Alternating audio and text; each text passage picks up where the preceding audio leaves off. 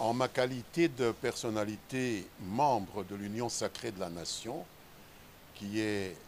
la plateforme politique créée par le président Félix-Antoine Tshisekedi, j'ai eu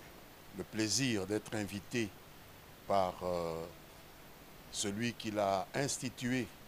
comme son émissaire pour consulter l'ensemble de la classe politique congolaise, son conseiller spécial en matière de sécurité, le professeur Eberhard Kolongele, discuter avec lui sur cette initiative. Et puisque vous voulez savoir quel sens je donne à cette initiative, je voudrais vous dire tout le bien que j'en pense, dans la mesure où nous sommes aujourd'hui un pays agressé, un pays partiellement avili dans sa partie est. Au moment où nous parlons, depuis 30 ans, les fosses communes qui ont reçu les corps de nos compatriotes en reçoivent de nouveau.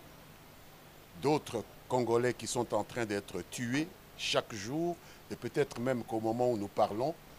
il y en a qui passent de vie à trépas entre les mains de ces agresseurs rwandais.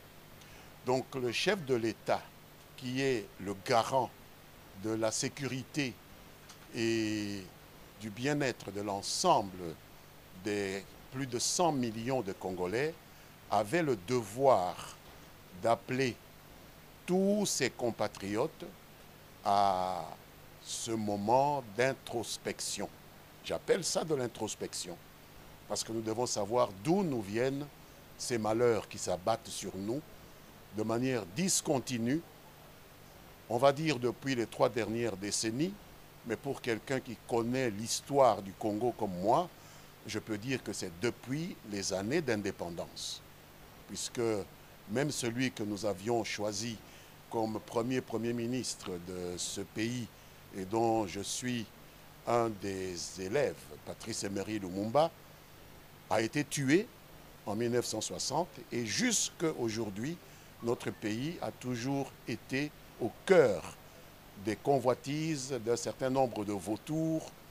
qui se recrutent pas seulement autour de son territoire, mais également outre-Méditerranée, outre-Atlantique. Et donc il appartenait au président de la République, et je lui en sais gré, d'avoir pensé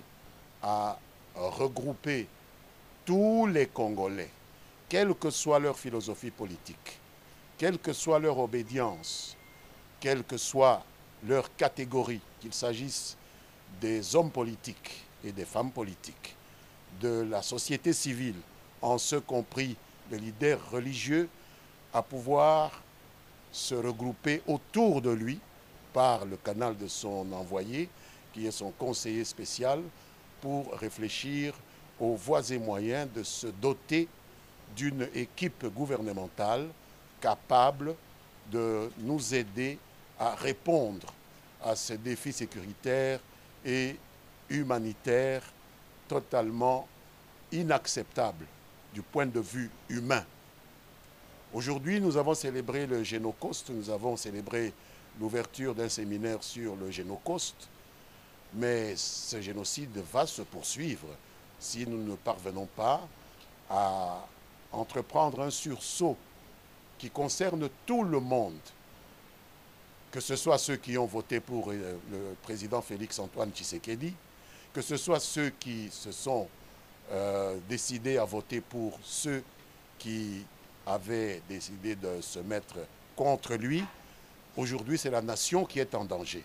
Et si la nation disparaît, nous n'aurons même pas un espace où faire valoir toutes nos ambitions, quelles qu'elles soient.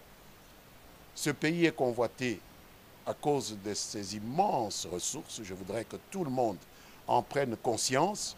Et si, à partir de l'extérieur, il y a des yeux doux que l'on fait aux uns et aux autres, ce n'est pas à cause de leur beauté.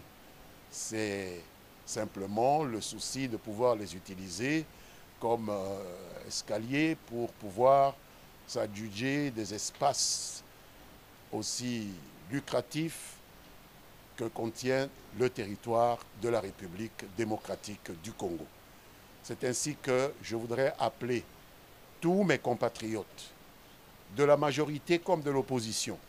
de la société civile et particulièrement les leaders religieux, en ce compris ceux de l'Église catholique et de l'Église protestante, que je remercie d'avoir pu avoir eu un contact avec le chef de l'État. Ils sont en train de multiplier d'autres contacts. Nous ne pouvons pas les empêcher de faire cela, bien que nous ayons notre point de vue que ce sont des réponses que seules les institutions habilitées par le peuple congolais doivent apporter. Mais à situation exceptionnelle, il est normal que l'on puisse réserver des réponses parfois exceptionnelles. Et s'agissant de ces deux confessions religieuses, j'ai été heureux d'apprendre que le représentant de sa sainteté, le pape en République démocratique du Congo, Monseigneur le nonce apostolique, a eu les mots justes pour placer la responsabilité de toutes ces confessions religieuses et particulièrement de l'Église catholique quant à la recherche des solutions à cette tragédie humainement inacceptable que notre pays est en train de traverser. Je voudrais donc, pour terminer sur cette question, engager son Excellence, Monsieur le Président de la République, à terminer ces concertations, puisque, bien sûr, nous sommes en guerre et notre peuple n'a rendez-vous avec personne d'autre qu'avec son destin. Et le destin de notre peuple est mis en péril. Chaque jour qui passe aggrave ce péril. Je voudrais aussi engager Monsieur le conseiller spécial du président de la République à boucler cette étape de consultation. Certes, il y a quelques-uns parmi nous qui ne sont pas prêts encore à répondre pour une raison ou une autre à cet appel institutionnel qui a été lancé par le président de la République, mais je voudrais engager le président à laisser la porte ouverte, même si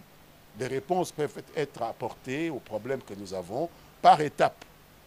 On peut commencer par une première étape et terminer les choses dans